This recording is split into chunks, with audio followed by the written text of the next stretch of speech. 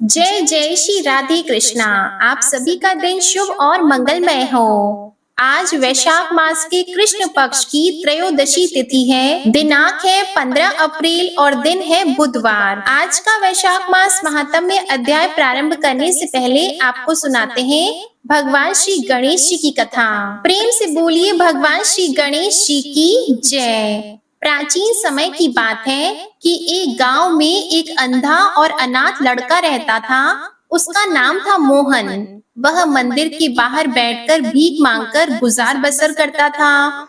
उसी गांव में एक शंकर चाचा रहते थे जो बचपन से ही मोहन की देखभाल भी करते थे। मोहन उन्हीं के साथ रहता था। वह सुबह उसे मंदिर के बाहर छोड़ जाते और रात को जाते समय उसे अपने साथ घर ले जाते। इसी तरह समय बीत रहा था। एक दिन मोहन ने शंकर चाचा से कहा कि चाचा, आप मेरा बोझ कब तक उठाते रहेंगे? बचपन से मेरी देखभाल करते आ रहे हैं। अब मैं आप पर और बोझ नहीं बनना चाहता।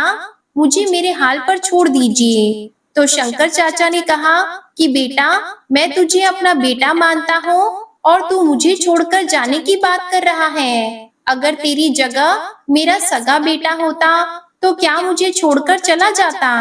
तब यह सुनकर मोहन रोने लगा। तब शंकर चाचा ने उसे समझाते हुए कहा कि तू गणेश मंदिर के बाहर बरसों से भीख मांग रहा है। समझ ले तू उनकी शरण में है, उनकी पूजा कर, वही तेरी रक्षा करेंगे। बेटा, भाग्य पर किसी का जोर नहीं चलता।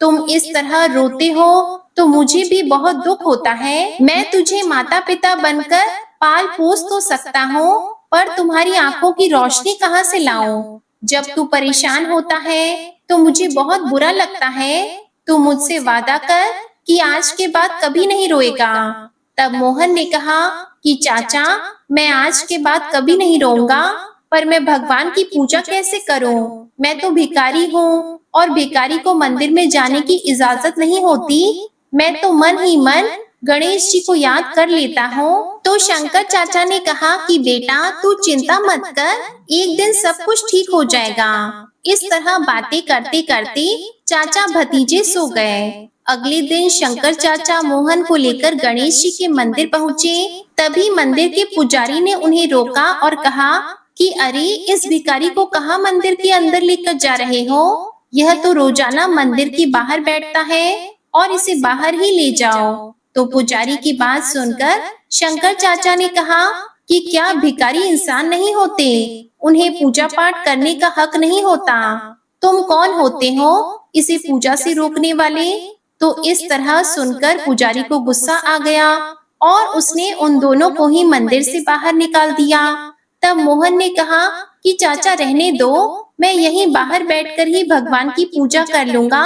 आप इनसे बहस मत करो। अगर पुजारी को ज्यादा गुस्सा आ गया तो यह मुझे मंदिर के बाहर भी नहीं बैठने देगा। यह कहकर मोहन अपनी पुरानी जगह पर आकर बैठ गया।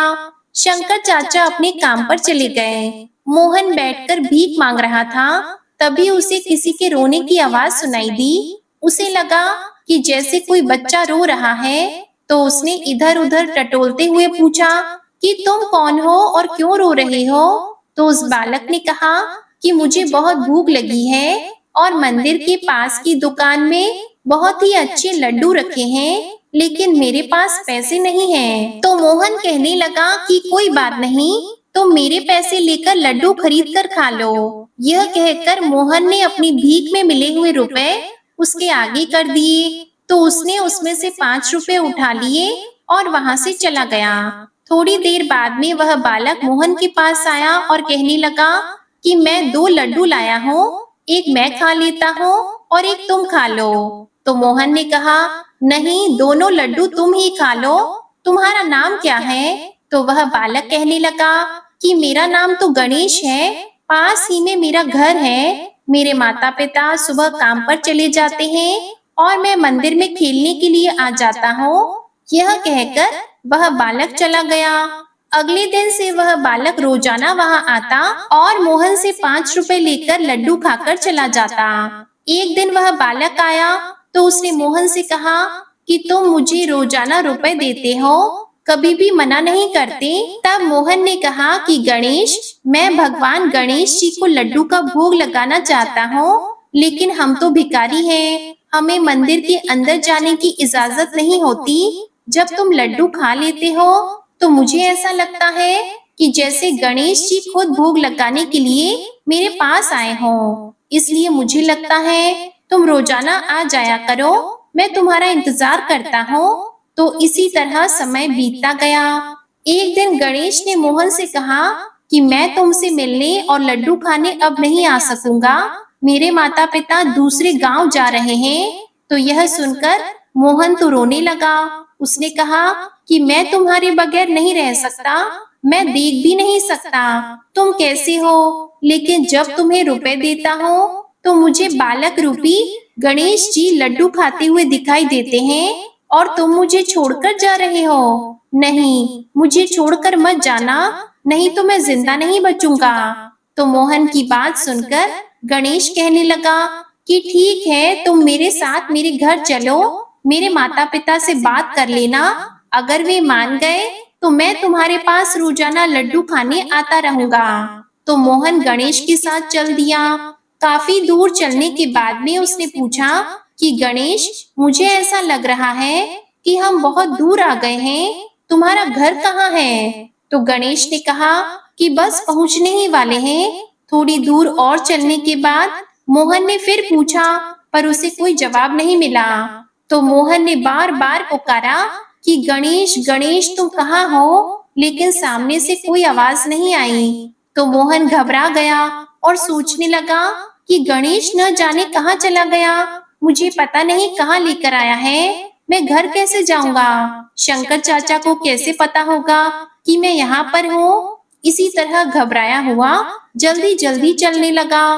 तो उसका पैर किसी पत्थर से टकरा गया और वह गिर पड़ा और गिरते ही बेहोश हो गया। थोड़ी देर बाद वह होश में आया तो उसके सिर में बहुत ही तेज दर्द हो रहा था। वह वहां से जैसे तैसे खड़ा हुआ और जैसे ही आंख खोली तो उसे सब कुछ दिखाई दे रहा था। वह हैरान हो गया। तभी उसे सामने गणेश जी खड़े हुए दिखाई दिए। तो मोहन तो उनके पैरों में जाकर गिर पड़ा और गणेश जी ने उससे कहा कि मोहन, जिस दिन तुम्हें मंदिर में जाने से मना किया था, उसी दिन से मैं भोग लेने के लिए हर दिन तुम्हारे पास आता था। तुम इतने गरीब थे, फिर भी मुझे रोजाना लड्डू लाने के लिए रुपए देते थे। तो मैं तुम्हारी श्रद्धा भक्ति से बहुत ही प्रसन्न हूँ। आज से तुम गरीब नहीं रहोगे, तुम्हारा घर धन धान्य से भरा रहेगा और कोई भी तुम्हें मेरे दर्शन करने से रोक नहीं सकेगा। ऐसा कहकर भगवान श्री गणेश अंतर ध्यान हो गए। मोहन की आंखों की रोशनी वापस आ गई। वह अपने घर आया तो उसने देखा कि घर के एक कोने में सोने चांदी के रुपयों का ढेर लगा है और उधर शाम होने पर शंकर चाचा मोहन को लेने के लिए गणेश मंदिर गए, पर वह कहीं पर भी दिखाई नहीं दिया।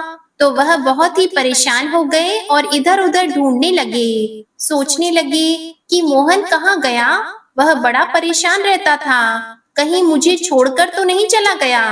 तो ढूंढते ढूंढते आधी रात हो गई। आंखों में आंसू लिए मोहन को याद करते हुए शंकर चाचा घर पर आ गए। घर आए तो देखा कि सारा घर रोशनी से जगमगा रहा था। यह देखकर शंकर चाचा को बड़ी ही हैरानी हुई। तभी मोहन बाहर आया और शंकर चाचा को देखते ही उनसे लिपट गया और कहने लगा कि चाचा देखो, मुझे दिखाई देने लगा है। आपने सच कहा था कि भगवान मेरी रक्षा करेंगे। देखो आज गणेश जी भगवान ने हमारी कितनी मदद की है, मेरी आंखें भी ठीक कर दी और हमें खूब सारा धन दिया है। आज के बाद से हम दोनों रोजाना गणेश मंदिर जाया करेंगे। अब से हमें मंदिर में जाने से कोई नहीं रोकेगा। तो अगले दिन से ही मोहन नए कपड़े पहनकर शंकर चाचा को साथ लेकर गणेश मंदिर जाने लगा। अब उसे अंदर जाने से कोई भी नहीं रोकता था। गणेश जी के इस चमत्कार को देखकर पुजारी को भी बड़ी हैरानी हुई। उसने मोहन से माफी मांगी और कहा कि बेटा मुझे माफ कर दो, मुझे नहीं पता था कि भगवान की पूजा करने के लिए धन नहीं, सच्ची श्रद्धा की जरूरत होती है। तो मोहन कहने लगा कि पुजारी जी, शायद तुम सही कह रहे हो, लेकिन मुझे पता था कि भगवान की पूजा करने के लिए धन की जरूरत होती है। क्योंकि आज मेरे पास धन है तो आप भी मुझे पूजा करने से नहीं रोक रहे। तो यह सुनते ही पुजारी जी की आंखों में आंसू आ गए। हे विघ्नहर्ता भगवान श्री गणेश, जिस तरह आपने मोहन की रक्षा की, वैसे ही सभी की रक्षा करना। प्रेम से बोलो गणेश जी महाराज की जय। अब सुनिए आज का वैशाख मास महात्म्य का अध्याय। ऋषि बोले, सूत जी, आप स्वामी पुष्करणी तीर्थ की महिमा का फिर से वर्णन कीजिए। तब सूत जी ने कहा, जो लोग स्वामी तीर्थ में स्नान करते हैं वे तामिस्त्र, महारौरव, रौरव, कालसूत्र, कृमि भक्ष, संदश, शालमली, रक्षोगणाशन, तिरोधान आदि 28 नरकों में नहीं जाते।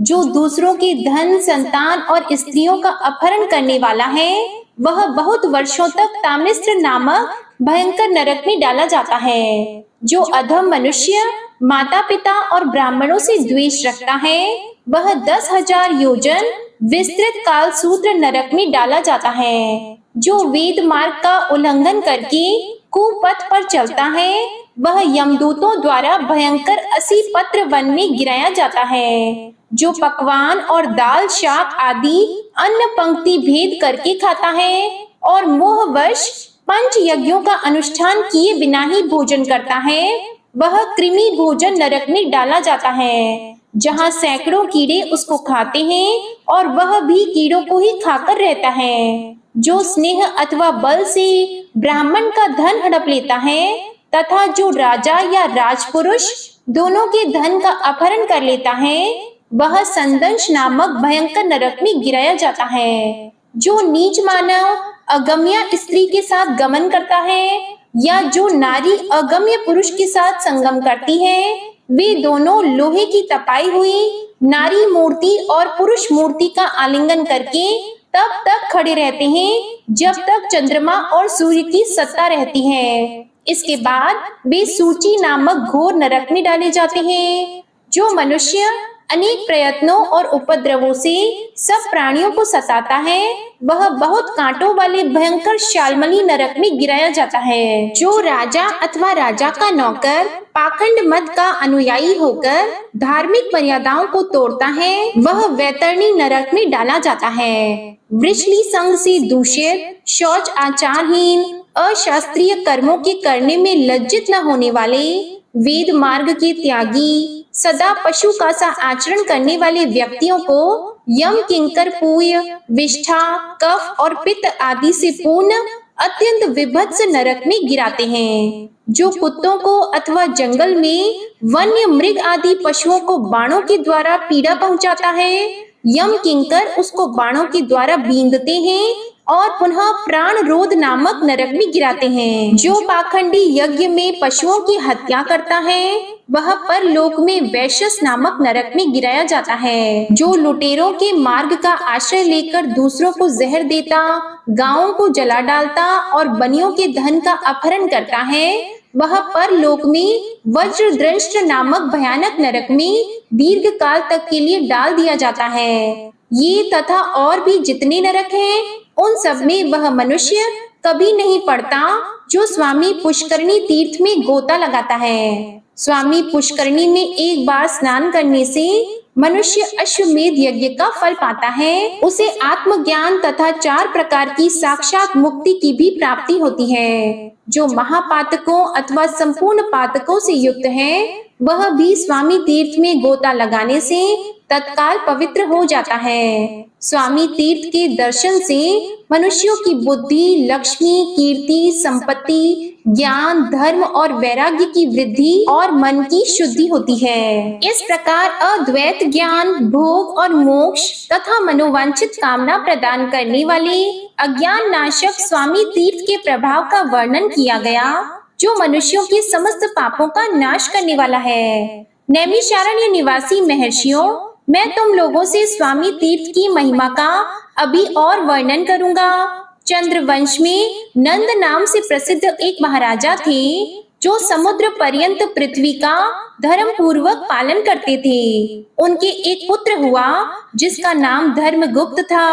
नंद ने राज्य की रक्षा का भार अपने पुत्र पर रख दिया और स्वयं इंद्रियों को वश में करके आहार पर विजय पाकर तपस्या के लिए तपोवन में चले गए। पिता के तपोवन चले जाने पर राजा धर्मगुप्त ने सारी पृथ्वी का पालन किया। वे धर्मों के ज्ञाता और नीति परायण थे। उन्होंने अनेक प्रकार के यज्ञों द्वारा इंद्र आदि देवताओं का पूजन किया और ब्राह्मणों को धन एवं बहुत से क्षेत्र प्रदान किए। उनके शासन काल में समस्त प्रजा अपने अपने धर्म का पालन करती थी। उनके राज्य में कभी चोर आदि से किसी को कष्ट नहीं प्राप्त हुआ। एक दिन धर्मगुप्त उत्तम घोड़े पर सवार होकर वन में गए। वहीं रात हो गई। विनयशील राजा ने वहीं साय संध्या की उपासना करके वेद माता गायत्री का जप किया। इसके बाद सिंह व्याघ्र आदि के भय से वे एक वृक्ष पर जा बैठे। उस वृक्ष के पास एक रीछ आया जो सिंह के भय से पीड़ित था। वन में विचरने वाला एक सिंह उस रीछ का पीछा कर रहा था। रीछ वृक्ष पर चढ़ गया। वहां उसने महान बल पराक्रम से संपन्न राजा धर्मगुप्त को बैठे देखा। उन्हें देखकर रीछ बोला, महाराज भय न करो, हम दोनों रात भर यहीं रहेंगे, क्योंकि वृक्ष के नीचे बड़ा भयंकर सिंह आया हुआ है। महामते, तुम आधी रात तक निर्भय होकर नींद लो, मैं सजग होकर तुम्हारी रक्षा करता रहूंगा। उसके बाद जब मैं सो जाऊं तब शेष आधी रात तक तुम मेरी रक्षा करना।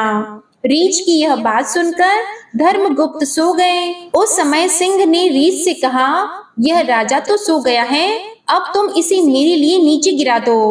तब धर्मज्ञ रीछ ने सिंह को उत्तर दिया, वनचारी मृगराज, तुम धर्म को नहीं जानते। अहो, विश्वासघात करने वाले प्राणियों को संसार में बड़ा कष्ट भोगना पड़ता है। मित्रद्रोहियों का पाप 10,000 यज्ञों के अनुष्ठान से भी नष्ट नहीं होता। ब्रह्म हत्या आदि पापों का तो किसी प्रकार निवारण हो सकता है, परंतु विश्वासघातियों का पाप कोटि जन्मों में भी नष्ट नहीं हो सकता। सिंह, मैं मेरु पर्वत को इस पृथ्वी का बड़ा भारी भार नहीं मानता। संसार में जो विश्वासघाती है उसी को मैं भूतल पर महान भार समझता हूँ। रीछ के ऐसा कहने पर सिंह चुप हो गया। इसके बाद धर्मगुप्त जागे और रीछ वृक्ष पर सो गया। तब सिंह ने राजा से कहा, इस रीछ को नीचे छोड़ दो।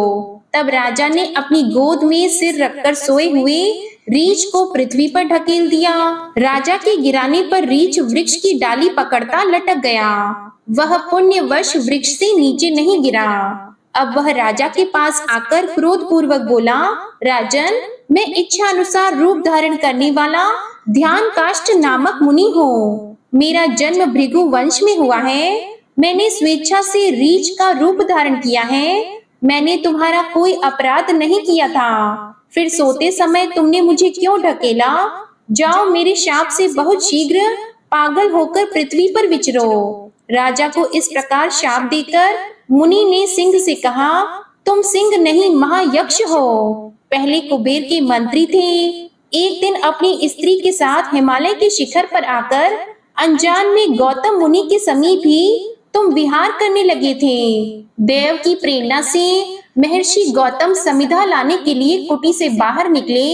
उन्होंने तुम्हें नंगा देख इस प्रकार शाप दिया, अरे तू मेरे आश्रम में आकर नंगा खड़ा है, अतः अभी तू सिंह हो जाएगा। इस प्रकार तुम्हें सिंह योनि की प्राप्ति हुई। मृगराज, ये सारी बातें मैं ध्यान से जानता हूँ। ध्यान काष्ठ मुनि के ऐसा कहने पर उसने सिंह का रूप त्याग दिया और कुबेर सचिव के रूप में दिव्य यक्ष का शरीर धारण कर लिया। उसके बाद उसने हाथ जोड़कर कहा, महामुनि, आज मुझे अपने समस्त पूर्व वृत्तांत का ज्ञान हो गया। गौतम जी ने शाप देते समय उसके उद्धार का समय भी इस प्रकार बताया था। जब रीछ रूपधारी ध्यान काष्ठ के साथ तुम्हारा वार्तालाप होगा, तब तुम सिंह देह त्याग करके यक्ष रूप धारण कर लोगे। यूं कहकर वह यक्षराज मुनिवर ध्यान काष्ठ को प्रणाम करके उत्तम विमान पर बैठा और अलकापुरी को चला गया। नृपश्रेष्ठ धर्मगुप्त को पागल के रूप में देखकर मंत्री लोग उन्हें नर्मदा के तट पर उनके पिता नंद के पास ले गए और यह बताया कि आपके पुत्र की बुद्धि विकृत हो गई है। पुत्र का वृतांत जानकर राजा नंद उसे साथ लेकर सहसा जैमिनी मुनि के पास गए और उनसे इस प्रकार बोले, भगवान, मेरा पुत्र इस समय उन्मादग्रस्त हो गया है। महामुनि, इस रोग के निवारण का कोई उपाय बताइए। उनके ऐसा पूछने पर मुनिवर जैमिनी ने दीर्घ काल तक ध्यान करके कहा, राजन, तुम्हारा पुत्र ध्यान काष्ठ मुनि के शाप से उन्मत्त हुआ है। इस शाप से छुटकारा पाने के लिए मैं तुम्हें उपाय बताता हूँ। सुवर्ण मुखरी नदी के तट पर एक वेंकट नाम से प्रसिद्ध पर्वत है, जो सब पापों को हरने वाला तथा परम पवित्र है। उसके शिखर पर स्वामी पुष्करणी नामक एक बड़ा भारी तीर्थ है। महामते, वहीं ले जाकर अपने पुत्र को उसमें स्नान कराओ। ऐसा करने से इसका उन्माद तत्काल नष्ट हो जाएगा। यह सुनकर राजा नंद ने मुनि श्रेष्ठ जैमिनी को प्रणाम किया और पुत्र को लेकर वे स्वामी पुष्करणी तीर्थ को गए। वहां नियम पूर्वक पुत्र को स्नान कराया। स्नान करते ही उसी क्षण उसका उन्माद, उसका रोग, शोक, पागलपन सभी नष्ट हो गया। राजा नंद ने स्वयं भी स्वामी पुष्करणी के जल में स्नान किया, फिर पुत्र के साथ एक दिन उस तीर्थ में निवास किया और वेंकटगिरी के स्वामी दया निधान भगवान श्रीनिवास की सेवा करके पुनः तपस्या के लिए वन को प्रस्थान किया।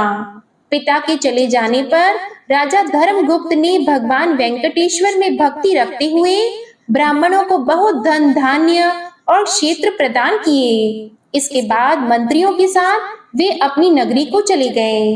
ब्राह्मणों, इस प्रकार तुमसे मैंने राजा धर्मगुप्त की कल्याणमयी कथा सुनाई। इसके सुनने मात्र से ब्रह्म हत्या का नाश हो जाता है। जय श्री कृष्णा। आज का अध्याय यहीं समाप्त होता है। इसके आगे का वृतांत आप अगले अध्याय में सुनेंगे। प्रिय भक्त जनों, आइए अब वैशाख मास में कहीं सुनी जाने वाली तुलसी सींचने की बड़ी ही पावन कथा को सुनते हैं। हाथ में फूल, तिल या चावल और दक्षिणा रख लीजिए। पूरे भक्ति भाव और प्रसन्न चित्त मन से कहानी को सुनिए। तो एक बार प्रेम से बोलिए, तुलसी माता की जय, वैशाख के ठाकुर की जय। बहुत समय पहले की बात है।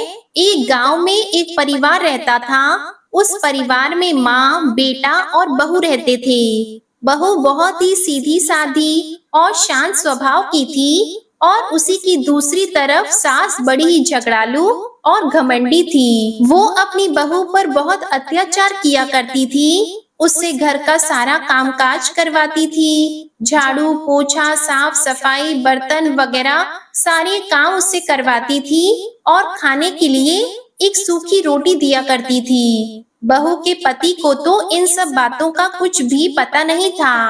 वह तो सुबह होते ही खेत में काम करने के लिए चला जाता था। बहू सास के कहे अनुसार घर के काम में लग जाती थी। एक दिन बहू ने देखा कि पड़ोसन नया मटका लेकर आई है। पड़ोसन ने बात ही बात में बहू को बताया कि वह वैशाख स्नान करने की तैयारियां कर रही है। तो बहू को वैशाख मास के बारे में कुछ भी पता नहीं था, इसलिए वह पड़ोसन से पूछने लगी। तो पड़ोसन ने उसे पूरी जानकारी देते हुए बताया कि वैशाख का पवित्र महीना तुरंत फल देने वाला है। साथ ही तुलसी माता की महिमा भी बहू को बता दी और कहा कि अगर कोई वैशाख में सिर्फ स्नान करके तुलसी माता को सींच दे, तब भी उसके जीवन की सभी परेशानियों का अंत हो जाता है। अब बहू अपनी सास के व्यवहार से बहुत दुखी तो थी ही। उसने सोचा कि हो सकता है तुलसी माता की पूजा प्रताप से ही मेरे जीवन में सब कुछ ठीक हो जाए। अब यही सोचकर बहू ने अपने मन में तुलसी माता की पूजा और वैशाख स्नान का निर्णय ले लिया। शाम को तुलसी और वैशाख मास की महिमा उसने अपनी सास को बता दी। फिर सास बोली कि कोई जरूरत नहीं है कोई नियम वियम लेने की, घर का काम किया करो, बस यही तुम्हारे लिए पूजा पाठ है। अब बहू क्या कहती, वह चुप हो गई। वैशाख मास शुरू हो गया। अब बहू ने क्या किया, वह सुबह बहुत जल्दी उठ जाती थी और जल्दी उठकर नदी पर स्नान करने चली जाती थी। वहीं एक घड़े में पानी भरती और तुलसी माता के पौधे को सींच देती और फिर वहीं बैठकर तुलसी माता की कहानी सुन लेती। अब बहू ने यह नियम ले लिया था, सास के जागने से पहले ही वह घर वापस आ जाती थी। अब यह रोज का सिलसिला हो गया। किसी तरह 15 दिन बीत चुके थे। एक दिन सास सुबह जल्दी उठ गई। उसने देखा कि बहू तो घर में है ही नहीं। उसे लगा कि कहीं कुछ गड़बड़ जरूर है। अगले दिन भी सास जल्दी उठी तो उस दिन भी बहू घर में नहीं थी। सास समझ गई कि यह जरूर वैशाख स्नान कर रही होगी और तुलसी सींच रही होगी। अब सास सोचने लगी कि अगर मैं इसको मुंह से बोलूंगी तो घर में बेकार में लड़ाई झगड़ा होगा। अब उसने सोचा कि क्या करूं कि बहू का नित नेम कैसे छुड़ाया जाए। अगले दिन सास ने उसका मटका बदल दिया। पक्के मटके की जगह उसने कच्ची मिट्टी का मटका रख दिया। सुबह अंधेरे में ही बहू कच्ची मिट्टी का ही मटका लेके नदी पर चली गई। बहू ने स्नान किया, फिर उसने मटके में जल भरने के लिए जैसे ही मटका नदी में डुबोया, मटका गल गया और सारी मिट्टी बह गई। अब यह देखकर बहू रोने लगी और वह तुलसी माता के पास जाकर रोने लगी। रोते रोते बोली, हे तुलसी माता, आज मेरा नियम टूट गया, मुझे क्षमा कर दीजिए। तुलसी माता उसके सामने साक्षात रूप में प्रकट हुई और बोली कि आज तुमने जल के स्थान पर अपने आंसुओं से मुझे सींचा है, तुम्हारा नियम पूरा हुआ। बहू ने कहा कि माता, मैं कल जल कैसे लेकर आऊंगी? अगर मेरी सास को यह पता चला कि मैंने मटका नदी में बहा दिया है तो वो तो बहुत गुस्सा हो जाएगी। तुलसी माता ने उसे एक मटका दिया जिसे लेकर वो खुशी खुशी घर आ गई। सास ने देखा तो वो मटका सोने का था। अब सास के पूछने पर बहू ने सारी बात सच सच बता दी। सास अंदर से तो बहुत खुश थी पर बाहर से नाटक करते हुए बोली कि अगर सोने के मटके में जल लेकर जाओगी तो गांव वाले इसको छीन लेंगे। तुम कल फिर जाकर अपनी तुलसी माता के सामने रोना और दूसरा मटका मांग लेना। अब बहू बेचारी बहुत सीधी सादी थी। उसको तो कुछ भी ऐसा कोई लालच नहीं था। वो अगले दिन तुलसी माता के पास जाकर फिर से रोने लगी। तुलसी माता के पूछने पर उसने सारी बात बता दी। अब तुलसी माता ने उसे एक चांदी का मटका दिया। बहू चांदी का मटका लेकर खुशी खुशी घर आ गई। लेकिन उसकी सास ने उसको भी रख लिया और अपनी बहू से फिर अगले दिन रोने को कहा। अब बहू सास के डर से कुछ बोली नहीं। फिर तुलसी माता के पास जाकर बैठ गई और फिर से रोने लगी। तुलसी माता ने आकर सारा हाल पूछा तो उसने रोते रोते सारी बात बता दी। अब तुलसी माता ने कहा कि तेरी सास का लालच कभी भी खत्म नहीं होगा। तू आज मिट्टी का मटका ले जाकर यह कहे कि तुलसी माता ने उसे एक मिट्टी का मटका ही दिया है। बहू जब घर गई तो उसकी सास बहुत गुस्सा होने लगी और कहने लगी, तुम्हारी तुलसी माता के पास क्या सिर्फ इतना ही धन था? जिसके पास कुछ भी नहीं उसे सींचने से क्या ही लाभ। अब यह कहकर वह बहू को बहुत गुस्सा करने लगी, लेकिन बहू ने सास की बात नहीं मानी और जो उसका नियम था वो सुबह जल्दी उठकर उसी तरह करने लगी। पूरे महीने सास से छुपकर नदी पर स्नान करती और तुलसी माता को सींचती रही। महीना समाप्त होने को था। एक दिन सास छुपाए हुए अपने दोनों मटकों को देखने लगी तो उसने देखा कि वे दोनों मटके कच्ची मिट्टी के बन गए। अब यह देखकर तो सास को और गुस्सा आया। उसका गुस्सा 7वें आसमान पर पहुंच गया। अब वह बहू को बहुत बुरा भला कहने लगी। तभी साक्षात तुलसी माता उनके घर में प्रकट हुई और वह सास को कहने लगी, तुमने लालच और घमंड में बहुत पाप किए हैं, इसलिए सिर्फ तुम्हारे छूने की वजह से वो मटके मिट्टी के बन गए। जैसा बोगी वैसा ही काटोगी। तुलसी माता के प्रताप और कृपा से सास की आंखें खुल गई। वो बहुत रोई और तुलसी माता से क्षमा मांगने लगी। तुलसी माता ने उसे क्षमा कर दिया और खुश रहने का आशीर्वाद भी दिया। तुलसी माता की कृपा से तीनों घड़े खुद ही सोने के हो गए। अब सास बहू मिलकर हर रोज तुलसी माता का नित्य नियम करने लगी। तुलसी माता की कृपा से उनका घर अन्न धन से भर गया। हे तुलसी माता, अपने सभी भक्तों पर अपनी कृपा दृष्टि बनाए रखना। कहानी अधूरी हो तो पूरी करना, पूरी हो तो मान रखना। सभी मिलकर प्रेम से बोलिए तुलसी माता की जय। श्री लक्ष्मी नारायण भगवान की जय। वैशाख के ठाकुर जी की जय। अब आप सुनिए विष्णु चालीसा का पाठ। विष्णु सुनिए विनय सेवक की चित लाए, कीरत कुछ वर्णन करो दीजिए ज्ञान बताए।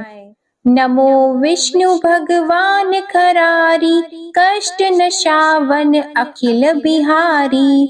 प्रबल जगत में शक्ति तुम्हारी, त्रिभुवन फैल रही उजियारी। सुंदर रूप मनोहर सूरत, सरल स्वभाव मोहनी मूरत। तन पर पीतांबर अति सोहत, बैजंती माला मन मोहत।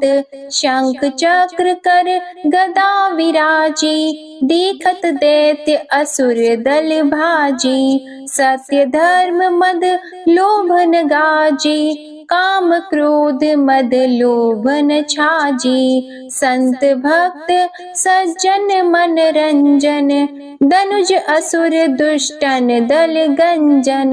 सुख उपजाए कष्ट सब भंजन, दोष मिटाय करत जन सज्जन। पाप काट भव सिंधु उतारण, कष्ट नाश कर भक्त उबारण। करत अनेक रूप प्रभु धारण, केवल आप भक्ति के कारण। धरणी धेनु बन तुम ही पुकारा, तब तुम रूप राम का धारा। भार उतार असुर दल मारा, रावण आदिक को संहारा। आप वराह रूप बनाया, हिरण्याक्ष को मार गिराया। धर्मस्य तन सिंधु बनाया, 14 रत्नन को निकलाया। अमिलख असुरन द्वंद मचाया, रूप मोहिनी आप दिखाया। देव को अमृत पान कराया, असुरन को छवि से बहलाया। कूर्म रूप धर सिंधु मझाया, मंदराचल गिरि तुरत उठाया। शंकर का तुम फंद छुड़ाया, भस्मासुर को रूप दिखाया। वेदन को जब असुर डुबाया, कर प्रबंध उन्हें ढूंढवाया। मोहित बन कर खल ही नचाया, उस ही कर से भस्म कराया। असुर जलंधर अति बलदाई, शंकर से उनकी न लड़ाई। हार पार शिव सकल बनाई, कीन सती से छल खल जाई। सुमिरन कीन तुम्हें शिव रानी, बतलाई सब विपत कहानी। तब तुम बने मुनीश्वर ज्ञानी, वृंदा की सब सुरति भुलानी। देख 3 धनुज शैतानी, वृंदा आए तुम्हें लपटानी। हो स्पर्श धर्म क्षति मानी, हना असुर उर शिव शैतानी। तुमने ध्रुव प्रहलाद उबारे, हिरणाकुश आदिक खल मारे। गणिका और अजामिल तारे, बहुत भक्त भव सिंधु उतारे। हरहु सकल संताप हमारे, कृपा करहु हरि सिरजनहारे। देखहु मैं निज दर्श तुम्हारे, दीप बंधु भक्तन हित हितकारे। चाहता आपका सेवक दर्शन, करहु दया अपनी मधुसूदन। जानो नहीं योग्य जब पूजन, होय यज्ञ स्तुति अनुमोदन। शील दया संतोष सुलक्षण, विदित नहीं व्रत बोध विलक्षण। करहु आपका किस विधि पूजन, कुमति विलोक होत दुख भीषण। करहु प्रणाम कौन विधि सुमिरन, कौन भांति मैं करहु समर्पण। सुर मुनि करत सदा सेवकाई, हर्षित रहत परम गति पाई। दीन दुखिन पर सदा सहाई, निज जन जान लेव अपनाई। पाप दोष संताप नशाओ, भव बंधन से मुक्त कराओ। सुत संपत्ति दे सुख उपजाओ, निज चरणन का दास बनाओ। निगम सदा ये विनय सुनावे, पढ़े सुने सो जन सुख पावे। श्री विष्णु चालीसा समाप्त होती है। प्रेम से बोलिए भगवान विष्णु और माता लक्ष्मी की जय। आपको आज की कथा पसंद आए तो वीडियो को लाइक कीजिएगा, शेयर कीजिएगा, कमेंट में भगवान विष्णु जी और माता लक्ष्मी जी की जय लिखिएगा और चैनल को भी सब्सक्राइब करिएगा। इसी के साथ आज आप हमारे चैनल पर बुधवार की व्रत कथा और बुध प्रदोष व्रत कथा भी जरूर सुनिएगा। प्रेम से बोलिए जय श्री राधे कृष्णा।